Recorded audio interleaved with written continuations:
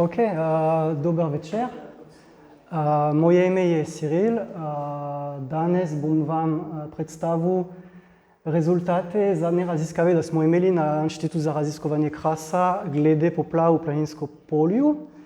To vključi dve različne dele, ki so že objavljene v znanstvenih časopisih. In tista predavanje je samo kombinacija od oba, se pravi, da kaj pokažem danes, je kaj v resnici pokažem na znanstveni kongres. Se pravi, da so isti številke, isti koncept, ni nič več lažje ali pa nič težje. Bomo samo šli skozi. Bom probal vse razložiti jasno, upam, da na koncu bojo kakšne vprašanje. In drugače, ok, bom govoril po slovensko, ampak predavanje nažalost bo po angleško, ker bi preveč zahtevno pisati slovensko pravilno, to bi rabil po mojem en ali pa 2 tedna ali pa kakšne orodje, ki to naredijo, tako da PowerPoint je v angleško, ampak jaz govorim slovensko. Ok, na začetku, zdaj samo en kratek uvod glede kras v Sloveniji. Slovenija je približno 20.000 kvadratnih kilometrov širok in od tega polovica ima, kako bi rekel, kraške pokrajine, se pravi kadarkoli apnenc, dolomit in tako naprej in tako naprej. V Sloveniji, ker so toliko gosto kraške pojave, je velika številka jama, se pravi čez 14.000 in zaradi tega kraški vodonosniki so tudi prisotni v Sloveniji in prispevajo polovica potrebe pitna voda v državi. Glede tega, in ker mi smo v Postojni in jama je en velik pomembna točka od mesta, kraške raziskave se je v resnici začela v Sloveniji z slovenski in avstro-ogrski jamarji. Tudi Francozi so prišli takrat, Angleži tudi, in to je bilo 130 let nazaj. Tako da tle smo res v eno regijo, ki se je začel en področje znanost. Kot vi vsi veste, danes smo v muzeju, se pravi, da muzej ni več na Tito trg 2 že 23 let. Na Tito trg 2 je samo Inštitut za raziskovanje krasa, to je, kjer sem zaposlen, in Inštitut za raziskovanje krasa je en od te znanstveno-raziskovalni center Slovenska akademija znanost in umetnost. Je že 76 za številke let obstaja, je seveda v Postojni in v resnici to je eno zanimivosti. Na svetu smo en od te edini inštitut, ki samo se ukvarjajo z krasoslovje. Se pravi, da je še en inštitut na Kitajsko, enega na ZDA in potem mi. Mi smo trenutno 28 sodelavci na tisti inštitut in pridemo od različne raziskovalne področje. Jaz sem hidrogeolog, drugi so biologi, mikrobiologi, geolog, geograf in tako naprej in tako naprej. V inštitutu smo 4 tujci, poleg mene, ki pride iz Francije, je ena punca iz Anglije, ena Romunka in je tudi en Hrvat. Kaj je tle zanimivo, je, da večinoma govori slovensko, tako da med sabo se pogovarjamo po slovensko. Kaj je tudi zanimivo za vedeti, je, da imamo vsako leto en raziskovalni kongres, ki je mednarodni, se imenuje Mednarodna krasoslovna šola, se pravi, da ljudi pridejo iz skoraj vsake države sveta in imajo predavanje, predstavijo njene raziskave tukaj. Letos je bila 30. obletnica, se pravi, da je že dolga tradicija. In potem, da končujem tega, imamo tudi en časopis, znanstveni časopis, mednarodni, ki se imenuje Acta Carsologika. Tisti časopis je že po mojem 60 let ali pa mogoče še več let obstaja. Na začetku je bilo narejen, da lahko sodelavci v inštitut predstavijo njeno delo. Zdaj ima tudi lahko prispevke iz cela sveta in en del tiste rezultate od raziskave, da bom pokazal danes, je bilo objavljen v tisti časopis. Tisti časopis se tudi lahko najde prosto na internetu, se pravi, da dostopno je vse, kaj se tam objavi. na spletu. To je to za uvod. Potem bom tako nadaljeval. V resnici na začetku je bilo dogovorjeno, da predstavim raziskave od en drug projekt, kjer mi na inštitutu iščemo en rezervni vodni vir za občine Postojne in Pivke. Ampak, ker kot vsi veste, zdaj poplave so bili na mediji in v Sloveniji en zelo pomembno temo, sem se premislil in sem se rekel, da mogoče bi bilo zanimivo, da pokažem rezultate od raziskovanja, da smo imeli v našem občina in kaj se dogaja glede poplave v našem občini, se pravi v Postojni. Ja. Tako da ja, v Postojni, glede poplav, če bi izbral dve točke, ki se pojavi, recimo, kar pogosto poplav, potem pride ali, kot lahko vidite tle gor, poplav na Pivškem ponor pred Postojnsko jamo, to je v februar 2019, to je en zelo visok poplav, ni najvisok, ampak en od te, recimo, konkretna. In potem drugi del, ki je še bolj pomembno, ker tam so tudi naselje v bližini, je seveda Planinsko polje. In tle vprašanje je, ja, poplave pridejo precej pogosto na Planinsko polje, kaj lahko se učimo od tega, kaj lahko rečemo od tega. Poleg tega, da, kot sem že rekel, raziskave tukaj obstaja že 130 let, se pravi, da pred nami so že generacije in generacije jamarji in raziskovalci raziskovali Planinsko polje. Pred je tu tema za Planinsko polje, bi lahko samo omenil, da ja, polje je en kup v Sloveniji, ampak tudi posod. V Dinarske Alpe, se pravi od tukaj do albanske meje, je bilo, mislim, v spisek je približno 200 polje, ki so prisotni tukaj. En del se lahko poplavi, pa tudi lahko precej lepe površine. Polje se tudi najdejo v manjšne številke v Španiji, v Italiji, v moji državi in tudi na Kitajsku.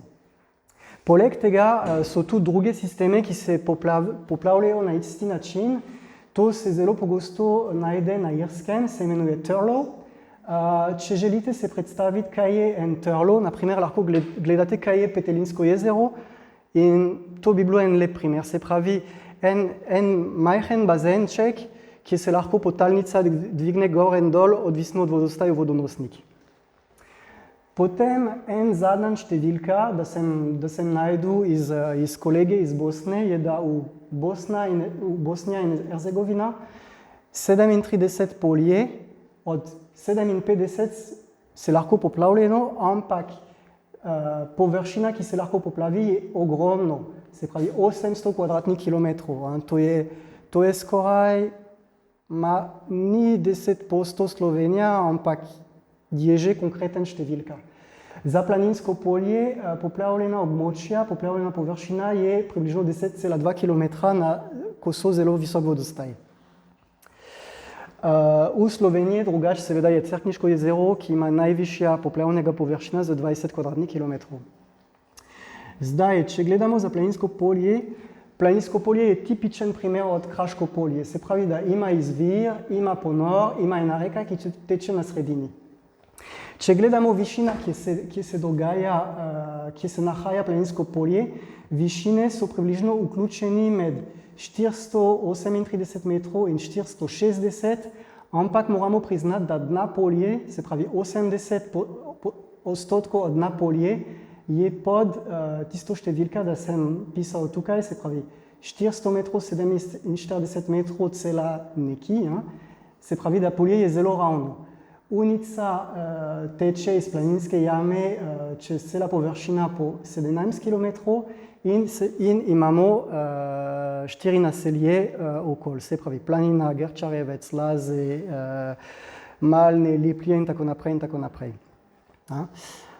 Glede poplave se zgodijo v večini med jesen in pomlad, seveda. Tako definirano je, da poplava se začne pa ena definicija da poplava se začne je, ko nivo vode preseže tista višina, tista 447,33 cm na iceberg. In če gledamo najvišje nivo na iceberg, to so bili 8 metrov, ko je bil žled v 2014, 8,44 metrov 100 let nazaj in potem 11 metrov 170 let nazaj. Še ena kratka slika od Planinsko polje primerjava, ko je poplavljen in ko je suho, ampak to veste že vsi, ker verjetno ste vsi ljubitelji polja. In potem nekatere statistike od poplave. Se pravi, da če vzamemo te zadnje 64 let, skoraj 100 poplav so bili nad tistim poplavnim nivom na icebergu. Ampak, če gremo višje, se pravi, če gremo na 448 metrov, tista številka se že zniže skoraj trikrat, se pravi 37 poplav. In čim več niže gremo, čim manj poplav. To je logično, se pravi 19 poplav na 449, 8 poplav 450, 2 poplave na 451 in potem tista od žled na 453. Naselje začnejo biti ogrožene ali pa voda se bliže naselja, ko pride nivo med 449 in 450 metrov. Se pravi, da zelo pogosto imamo majhne dogodki, velike dogodki so bolj redki, ampak problem je, da oni lahko naredijo kakšne poškodbe. Zdaj, če grem na hidrologijo Planinskega polja, kaj ima Planinskega polja, ki da ali pa vzame vode? Če naredimo kakšna aproksimacija, lahko rečemo, da so tri glavni izviri na Planinskega polja, se pravi izvir Unica na Planinske jame, izvir Malne, ki tudi nam da pitna voda, tisti skupni del izvir Škratoke. Na drugi strani vode ponikja na dve različne ponorne cone, na sever in na vzhod. Je tudi ena skupina estavel pod Gerčarevcem in seveda velike številke male izvire, naprimer na stran Planinskega gora. Tako da za splošna hidrologija za Planinskega polja to je to. Zdaj bom predstavil rezultate od dve različne članke. Prvi članek je samo probal malo pogledati, katere parametre povzročajo poplave. Tako da to je bilo tema, to bom predstavil in potem, kako bi rekel, na koncu tisti članek, poleg tega, da sem bil zadovoljen, sem imel še kakšne vprašanje za odgovarjati in sem malo pogledal in na koncu je obstajal en drug članek, ki se tiče vodni bilans Planinskega polja. Tisti je od lansko leto, je objavljen v naši slovenski časopis, se pravi, da je tudi izvleček po slovensko, je open access, tako da vse rezultate so v javnost. Če začnem z tisti prvi članek, namen je bilo vedeti, katere parametre zares vzroči poplav, ker seveda, ko je poplav, vsi se sprašujemo, to je lahko to in to naprej, ampak evaluacija je precej, mislim, ni z kakšne številke ali pa je bolj empirično, recimo, od kaj vidimo. In tle sem začel se reči, kako bi imel en način evaluirati, da gremo čez tisti empirični okvir. In z tega se lahko uporablja kakšen numerični model, se pravi, da v resnici ideja je, da vzamem en model, nek geometrija in potem probam narediti čim več lažje, kakšne konceptualni, zelo lažje model od en polja. In tle v tisti članek sem uporabil dve način modele, se pravi, enega je samo bil polje v svoje meje, drug je imel noter polje in potem vodonosnik dolvodno, se pravi, vse te jame, ki so naprej, se pravi, Najdena jama, Logarček, Gradišnica in tako naprej. Sem imel tisti dve modele, ker tle moje vprašanje je bilo, a se sploh poplava lahko simulira, če samo upoštevaš polje sam, se pravi, brez vodonosnik naprej. Tako da ja, to je to. Sem imel tisti dve model in potem sem začel se reči, ja, katere, sem naredil en spisek parametre, ki bi lahko povzročevali poplav, to so te 7 parametre. To gre od seveda voda, ki gre noter v polje in tudi ni samo količina voda, ampak časovno količina voda. Potem seveda koliko izvir lahko delajo ali pa koliko, kako bi rekel, ja, koliko zaledje prispevajo na poplav in tudi če tisti zaledje prispevajo na istem času, ker kot veste, planinsko polje dobi v planinski jami jama iz Pivke in potem jama iz Cerkniškega polja. Na drugi strani v Gerčarevcu je tudi voda, ki predvidevam pride iz Hrušica in tako naprej. Tako da tle je bilo vprašanje, kaj se zgodi, če samo en od tistih zaledje da vode in potem, če vsi te 3 dajo vode na istem času, a to lahko naredi še en višji poplav. Tretji in četrti parametri so bolj navezani z odtok od polja, se pravi, naprimer, kje so ponore, na katerem višina, koliko so velike, tudi kaj se dogaja v vodonosnih spodaj, se pravi, a so tle kakšne jame spodaj, a so tle kakšne ožine v tiste jame. Potem, a so kakšne stavele, se pravi, v Gerčarevec voda lahko gre v polju, se pravi, vpliva kot izvir, ampak ko poplave začne presahneti, voda gre nazaj v sistemu, se pravi, potem namesto dotok se spremeni v dotok. To je precej, mislim, za simulirati in kot hidrolog to je precej zahtevno za zmeriti, ampak smo tudi probali to simulirati in je bilo precej, kako bi rekel, precej uspešno. To se lahko, mislim, tisti odtok, dotok, odnos se lahko zelo lepo simulira. In potem, če 2 parametre,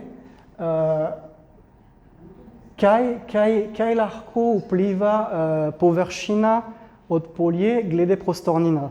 Se pravi, da, naprimer, če vzamem tisti kozarc, če imam tisti kozarc, ki je tle od dna do gor, ki ima isti radius, ali če radius se spremeni z višina, a to lahko ima kakšne vpliva na nivo vode.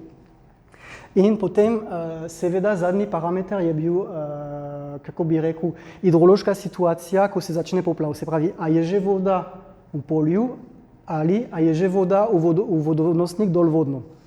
Tako da v resnici smo testirali tiste parametre za tiste, kako bi rekel, konceptualni model in rezultati so bili, da v resnici tisti 5 prve parametre, ki so tisti modro okvir, imajo največ efekt. Meni je bilo zelo presenetljivo, da inicialni nivo, poplavni nivo v polju ali v vodonosnik nima prevelik vpliv, ampak ko sem primerjavil številke, spremenite gladina vode, od tisti parameter proti tisti je bilo bistvena razlika. Evaluacija je potekala tako, sem naredil kakšne numerični dogodki, numerični poplav, sem dal to v model in potem sem gledal gladino v polje in potem v vodonosnik spodaj. Rezultate so take zelo lepe krivulje, ki so zelo lepe za interpretirati. Jaz bi rekel, da danes mogoče ni pomembno, da to interpretiramo, ker je tako konceptualno, ampak tiste rezultate so meni lahko pokazali, da tiste parametre tle so bolj pomembne in tiste spodaj ni. Potem je bilo cilj, seveda, da mal, kako bi rekel, ja, da mal grem izven tiste konceptualni del znanosti in da probam s prave podatkami, se pravi, da probam s take model gledati, kaj se zgodi na planinskega polja. Tako da za tega sem vzel en dogodek, ki je bilo merjen, ki se je zgodilo september 2017, to je bilo ni en previsok poplav, nivo ni presežil 448 metrov na Asberg. Kaj je bilo pomembno, je, da je bila precej dolga, se pravi, da je bila 20 dni dolga, tako da polje je bilo zelo lepo poplavljeno posod. In tle za simulirati tisti poplav je bilo zelo simpel v resnici, kot podatke, da sem dal v modelu za simulirati gladina vode v polju, so bili pretoki, ki se merijo na Asberg, in potem sem probal pogledati za tisti pretoki na Asberg, a lahko približno reproduciram odnos od vodostaj v polju in v 4 druge jame, ki je sodelavec je imel v merilci. Se pravi, tle so 3, četrtega je malo naprej. Tiste jame so Logarček, najdena jama, Brezno, Andrejovo Brezna, ena in potem seveda Gradišnica. Tako da model, v resnici tisti model, sem probal reproducirati odnos vodostaj na te 4 lokacije. Rezultate so take, se pravi, gor je bilo za tisti model, ki je imel samo polje brez vodonosnik, se pravi, tam sem se samo ukvarjal z vodostaj v polju, in dol potem so vodostaj na planinskem polju in v tiste 4 jame. Merjene podatke so tiste črne krivulje, simulacije so potem tisti zelen. Kaj lahko vidimo je, da približno s tisti model sem dobil odnos od polja, se pravi, sem dobil zelo v redu odnos od polja na tisti 3 jame, tiste zelene krivulje in črne krivulje se ujemajo skupaj. Na planinskem polju, nažalost, je bilo malo slabše. In takrat sem si rekel, je slabše, ampak vsekakor drži, to je cool, to je za en poplav, in tak imam parametre, to lahko objavim, je bilo objavljeno, cool, dobro. Ampak vsekakor, malo mi je začudil, zakaj dobim take čudne dinamike, se pravi, da tista zelena krivulja ima nek zamik z poplavljen nivo. In če želim to malo spet imeti ena evaluacija od tega, ko se že vrtim v istem krogu s tisti dogodek, najboljši je probati en drug dogodek. Tako da takrat sem se rekel tako, bom vzel naslednji dogodek, ki je bilo en zelo visok poplav. To je od decembra 2017 do januar 2018. Takrat nivo vode v polju je bilo ni več dosegel 447,8, ampak je bilo 449,5, se pravi skoraj 2 metra več. In kaj se je zgodilo? Super, ni delalo. Tako da v resnici, če gledamo tukaj, to je tisti prvi dogodek, da sem takrat simuliral in objavil, in potem to je tista visok poplav v črno tle, ki za model ne funkcionira lepo. In to mi je, moram reči, mi je precej motil, ampak nisem imel rešitev glede tega. Sem se igral za vsak parametre, da sem imel, ni delal. Kaj mi je še več začudilo, je, da ko sem gledal vodostaj v tiste jame okoli, ki sem tudi kalibriral, vodostaj v tiste jame, pa so bili precej dober, kot na prvi dogodku. Na prvi dogodku so bili precej dober in nisem imel odgovor. Sem začel se reči, ne vem, mogoče sem neki napačen kalibriral ali pa tako, nimam pojma v resnici.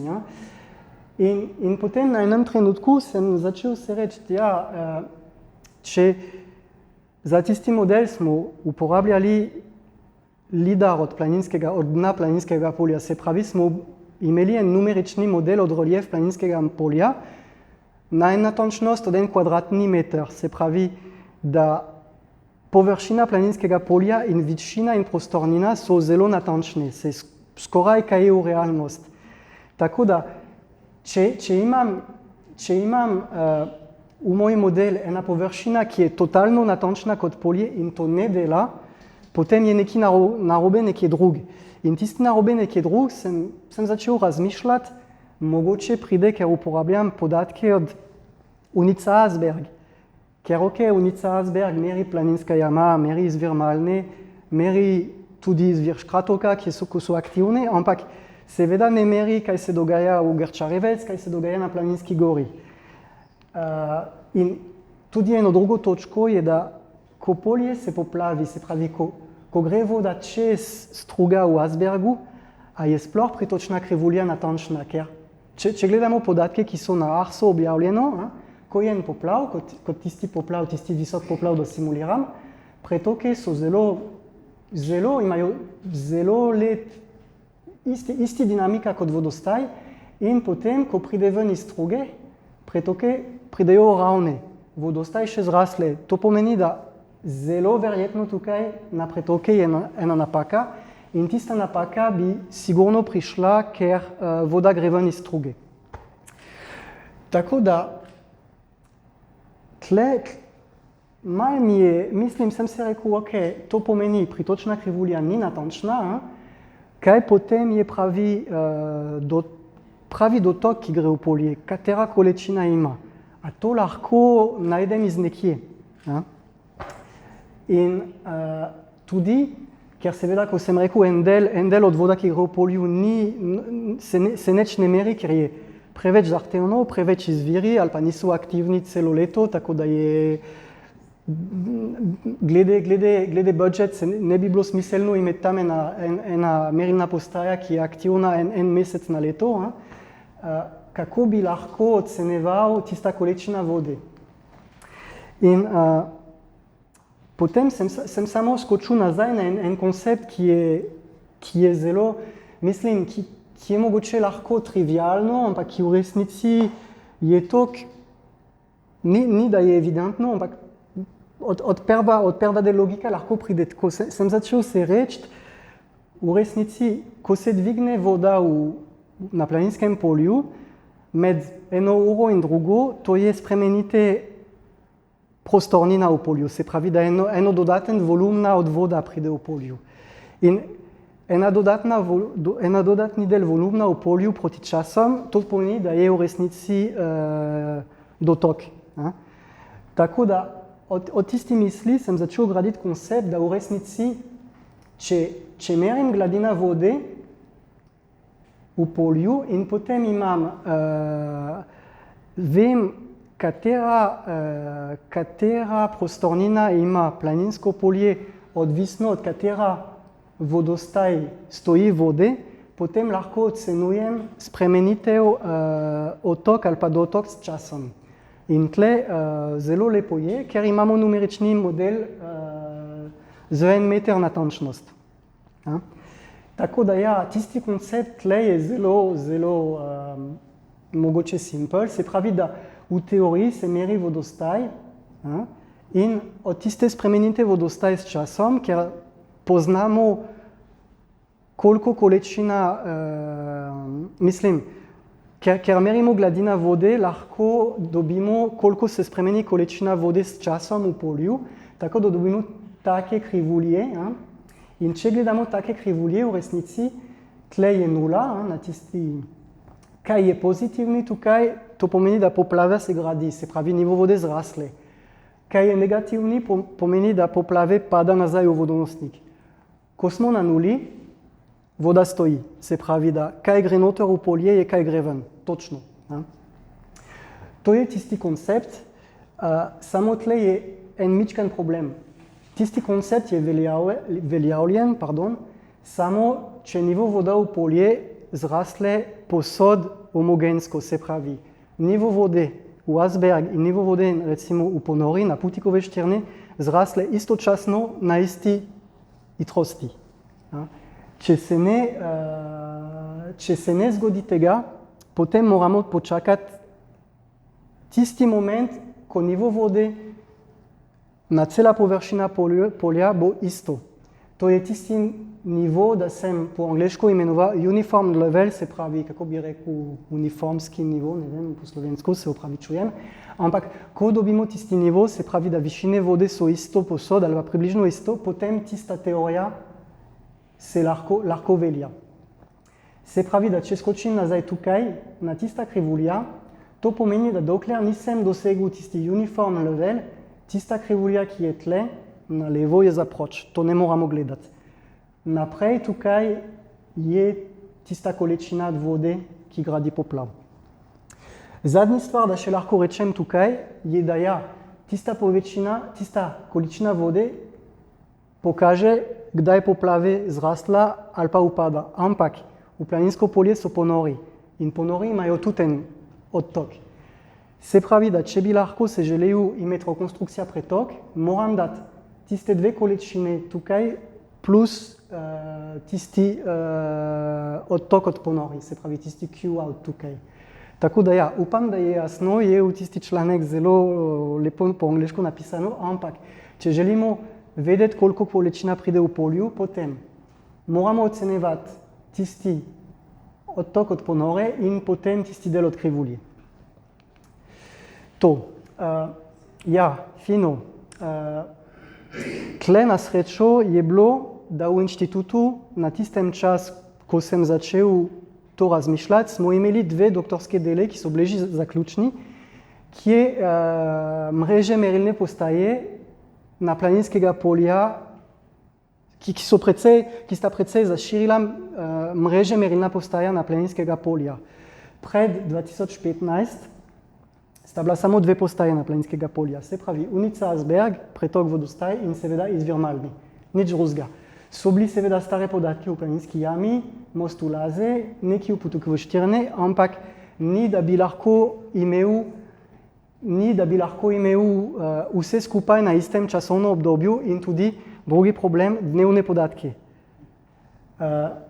Na srečo smo imeli tiste dve doktorske dele, tako da smo lahko precej širili mreže merilne postaje in namesto dve postaje smo imeli 8 postaj, ki so delali skoraj istočasno za 5 let, ki so merili gladina vode, temperatura vode, električne provodnost na pol ure in ki so imeli zelo lepe lokacije. Se pravi, da so imeli lokacije dolvodno, jame dolvodno od planinskega polja, Logarček, najdena jama, ta zelo znana gradišnica, Andrejevo brezno 1. Potem smo imeli dve merilne postaje na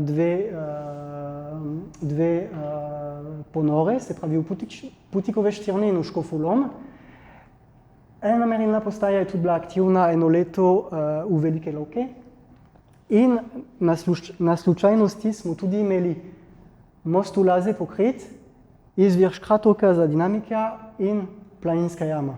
Tako da smo imeli poln podatki. Na srečo tudi tisti sodelavec, ki se je ukvarjal za doktorsko delo na vodonosnik gorvodno od planinskega polja, je tudi naredil pritočna krivulja na novo v planinski jami.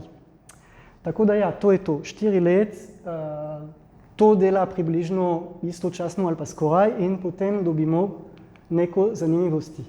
Tako da ja, med 2016 in 2020 so bili 9 dogodki, ki bi lahko rekel, da je en poplav. Sem vzel vse te poplav in sem potem apliciral tisti metod, da sem predstavil prej. Tukaj sta dva primera. Tisti velik poplav od decembra 2017, tiste 4 metre v Asberg, in spodaj tisti poplav od februarja 2019, ko sem pokazal slike od Pjuka pred Pjuški ponor na začetku predavanja. Kaj vidimo tukaj? Vidimo tukaj, kaj sem povedal prej. Se pravi, da to so gladine vode.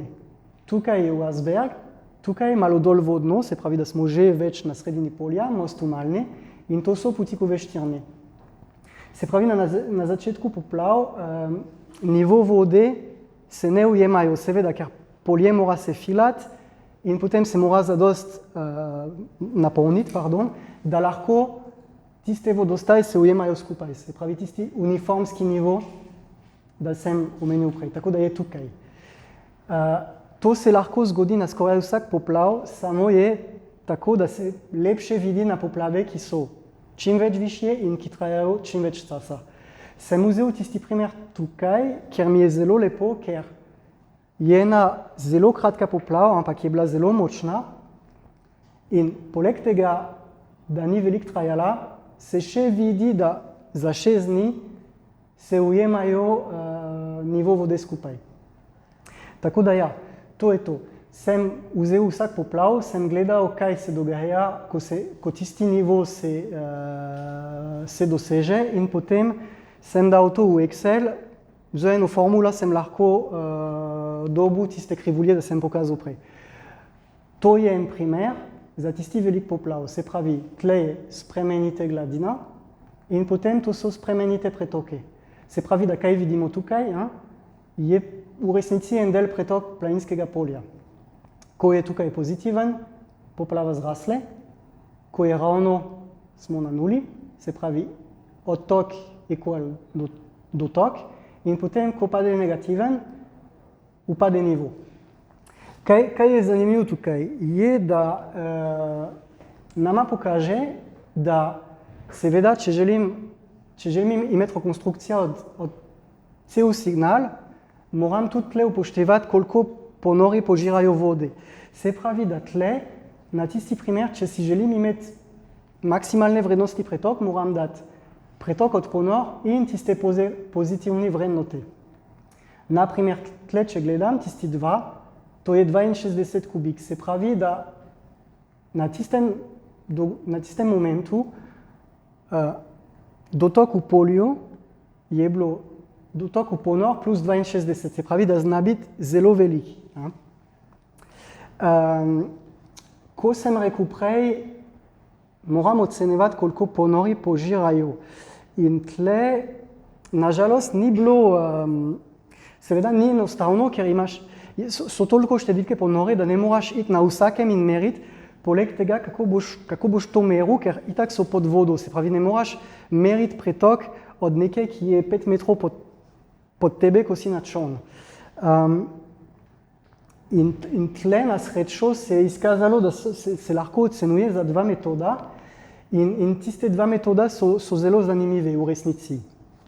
Sem vzel en koncept, hidrološki koncept, ki je precej, ki se še povezuje z teorijo od zadnje. Se pravi, da ker sem imel pritočna krivulja v planinski jame in pretok od Malne, sem dal to vse skupaj. In potem, ko sem imel to vse skupaj, sem imel tista krivulja. Sem dal tista krivulja nad tista krivulja od spremenite prostornina s časom in od gladina. In potem sem si rekel, ok, ko spremenite prostornina s časom je 0, se pravi, da je ravno. Kaj gre noter, je kaj gre ven. Sem zabeležil tisti časovne dogodki in potem sem gledal, koliko je pretok od planinska jama in Malne skupaj.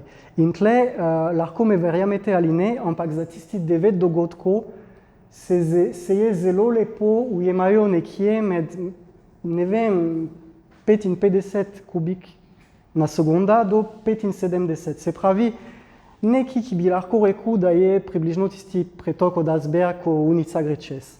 Nekaj tako, ampak ni čisto natančno. Razlog, zakaj je v tisti okvir, je, da seveda vse zaledje od planinskega polja niso aktivni na istem času. In kako vem to? Lahko vem to, ker v resnici mi merimo gladina vode tukaj. Se pravi, da ko je en hidrološki dogodek in tudi poplava na planinskem polju, je tudi hidrološki dogodek tukaj. Zakaj je pomembno tista jama Andrejevo brezno 1, zraven Gerčarevec, ker je nek hidrološka povezava z tisti stavel v Gerčarevec. Se pravi, da v resnici, če vzamem nivo vode v tista jama in nivo vode na planinskega polja in potem primerjavem, lahko imam tudi kakšne situacije, ko nivo vode v tista jama in nivo vode v planinsko polje je isto.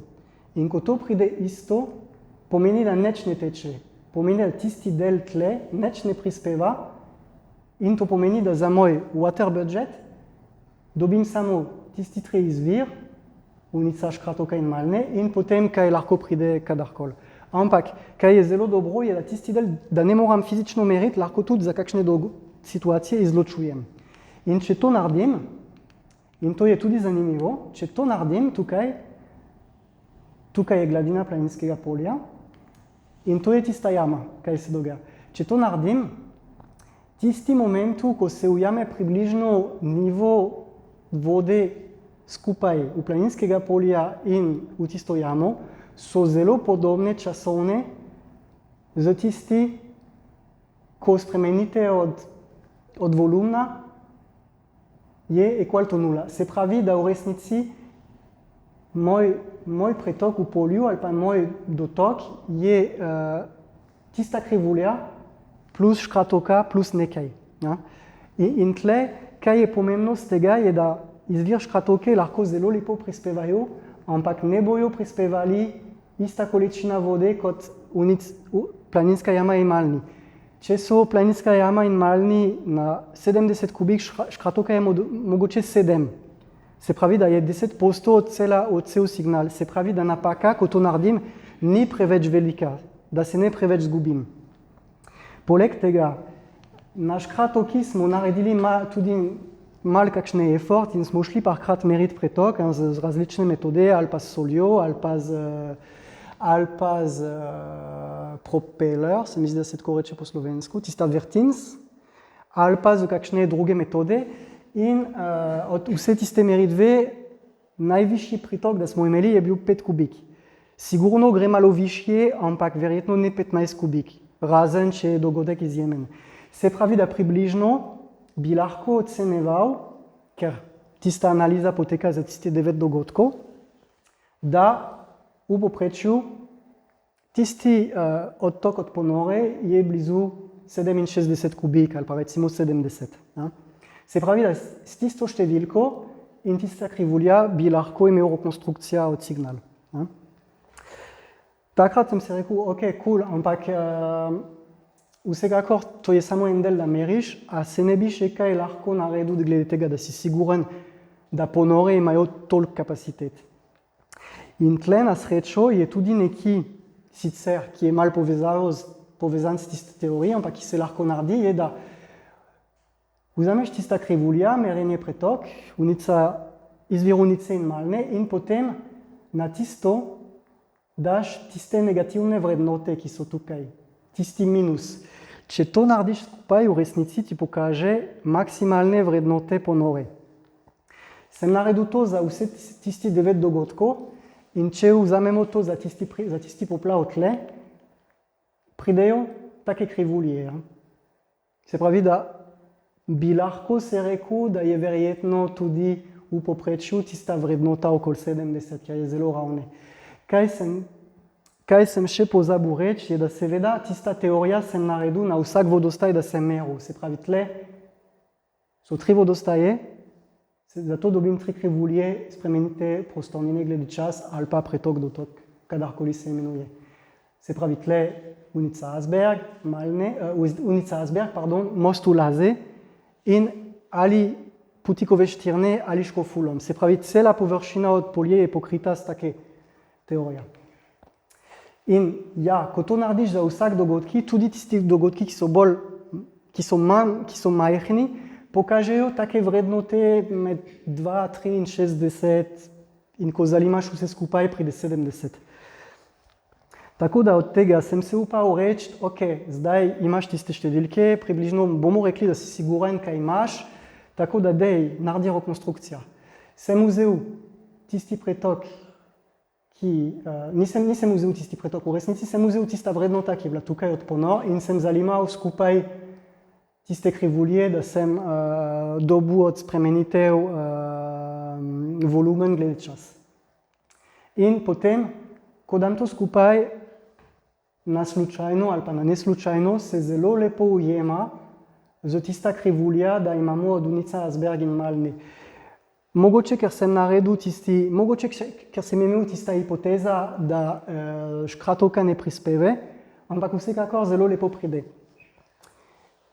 Edin, ki je tukaj, je, da seveda ne zabeležem začetka poplav, ker seveda na začetku poplav vodostaj na cela površina polje se ne ujemajo, je nek razlika, ko sem pokazal prej. Tako da tle moram malo probati dati kakšne številke in probati dati v modelu in videti, kaj se zgodi. Ampak vsekakor, kaj vidimo za tisti poplav, ki je precej visok, ker seveda dvig je bil 4 metre v Asberg, je, da maksimalni pretok verjetno je blizu 160-180. Ja. Sem naredil to za tisti dogodkov in seveda za žled, za kakšne drug dogodkov, ampak to ne bom pokazal na tisto predavanje, sicer je objavljeno v članku. Ja. Kaj je bilo še tle od zadje, je potem, kaj je tukaj, je kaj mi ne merimo. A to res drži. Kako bi vedel, če res kaj ne merimo, tukaj je prav. Kaj še lahko naredim, da odštevam tisti signal.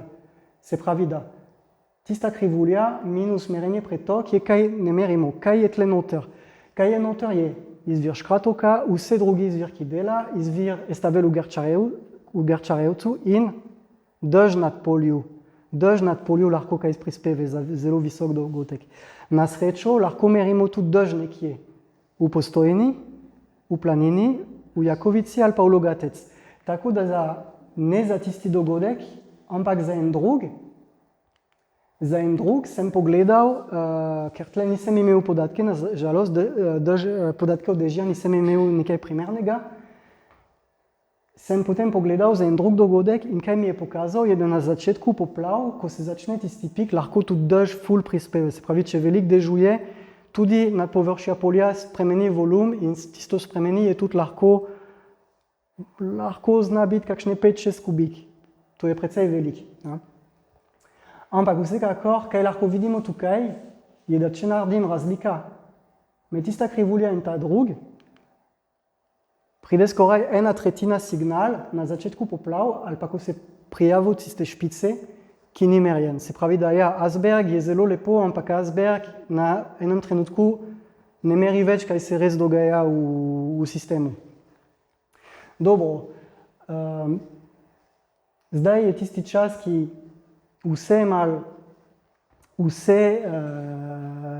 ki odločite se naredi. Se pravi, da zdaj spet vzamem moj model od prej in začnem malo se igrati z tega. Kaj sem naredil tle? V resnici sem spet naredil ista simulacija od tiste dve poplav od začetku in sem samo testiral dve stvari. Sem vzel moja rekonstrukcija pritoke in potem sem vzel samo Asberg. Kaj lahko pokaže? Je da Asberg ni primerna ni primerna. To se vidi tukaj. Črna krivulja je gladina v polju, tista, ki se zalima, je gladina od rekonstrukcija, da sem naredil in potem tega je od Asberg. Kaj je zanimivo v numerični model, je da seveda, ker vi naredite, kaj si želite, lahko gledate, kaj se meri posod. Tako da sem se rekel, bom tudi gledal zdaj, kaj se dogaja s ponorjem.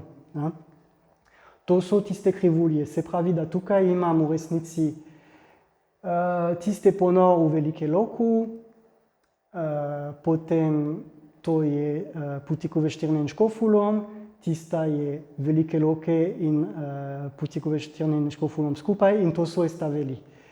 Kaj me pokaže tega? Me pokaže, da konceptualno v resnici dela precej ok. Zakaj? Ker na primer estavel imajo pozitivne in negativne vrednote. Se pravi, da enkrat teče vode v polje, drugkrat teče nazaj. Potem, kaj lahko se lepo učim od tega? Nekaj zanimivega je, da en drug sodelavec v okvir svoje doktorsko delo je šel enkrat meriti pretoke v Velike Loke in naprej, v te Stara Žaga in tako naprej, in je meril okvirno 17-18 kubik na sekunda. Kaj je zanimivo s tisti signal, je, da dobim nekaj, ki je zelo blizu. Ja, zelo blizu. Tako da me pokaže, da minimalno za dve točke dela precej v redu.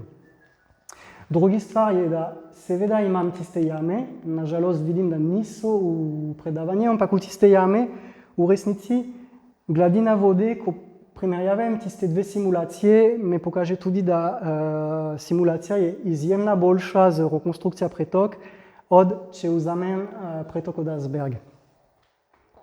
Tako da zelo verjetno rekonstrukcija, recimo, da je približno ok.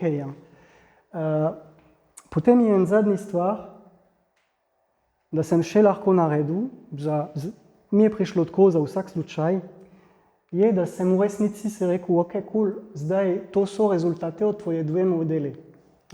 Zelo lepo. V resnici tista gladina, da imaš tle, lahko narediš ista metoda in gledaš, kaj pride nazaj. Se pravi, da vzamem gladina in vzamem tista površja od polje, da imam v modelu in spet gledam spremenite od voluma proti časom, kaj me naredi glede pretok. In ko sem to naredil, v resnici, za moja rekonstrukcija in za Asberg, logično mi je dal nazaj ena krivulja od pretok, ki je podobna moja rekonstrukcija, in ena druga, ki je podobna kot Asberg. Tako da tle sem nehal, sem si rekel, verjetno drži. No. Bo treba še simulirati naprej, ampak za tisti primer, po mojem, je čas, da pišem članek. Tako da to je to. Ja, kaj bi lahko rekel od tega, je, da ja, seveda to bi lahko uporabljal nekje druge. Poleg tega, po en par mesec po objave je že bila publicirana, sem videl, da ena skupina Italijane v Trstu je imel svoj mičken polje nekje dol, pa je na slučajno imel ista ideja, se pravi, da so imeli isti način uporabljati lidar in višina vode in da tu model. Tako da so naredili isto in zelo lepo, ker smo regionalni zelo blizu. Obdobje je bilo precej podoben. Tako da ja, to je en dokaz, da dela. Kaj tudi lahko pokaže, je, da seveda je lepo videti, da teorija se tudi lahko validira z meritev, tako da seveda imamo mi kot znanstveniki omejite budžet, ampak je vreden tudi lahko, če je tudi smiselno iti na teren nekaj meriti in ne samo probati dobiti meritve od recimo kakšne teorije. Mislim, je en način, da lahko dobiš kakšne meritvami brez iti na teren, tako da tle še lahko pokaže, da se splača iti na teren. Kaj se bi lahko delal potem je, da seveda se bi lahko probal simulirati poplave vnaprej, s kakšne padavinski model ali pa vsekakor. In zdaj, ker tisti odtok od polja, recimo, da se je oceneval na nek način, da približno sem siguren, da lahko tako teče, to je en zelo lep prispevek za se reči, da enkrat bo čas se lotiti spet modelirati, kaj se dogaja med Planinsko polje in izvir Ljubljanice dol vodno. Ker če imamo mi tle odtok od polja, potem imamo mi odtok od polja tukaj in potem pretok v Vrhniki, tako da nama zmanjka samo, kaj se dogaja na Cerkniškega polja in katere dež pada nad vodonosnik. In to se že da približno ocenjevati, ali pa se bi dalo ocenjevati. Tako da to je to. Tle je kakšne literature glede vse tistih delov, se pravi tisti dve članke, da sem predstavil, kakšne druge od sodelavka, ki je tudi tukaj na Planinsko polje, Radensko polje, Cerkniško polje in Pjuški jezeri in potem tisti meritve v Velike Loke in Stara Žaga. Tako da to je to. Še en slajd za tisti ljudi, ki dajo denar za financirati to in hvala.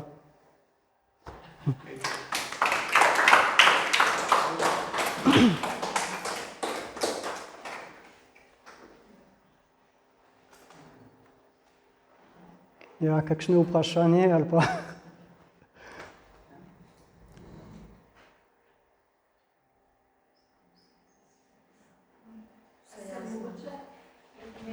Ja. A se mogoče da napovedati vnaprej?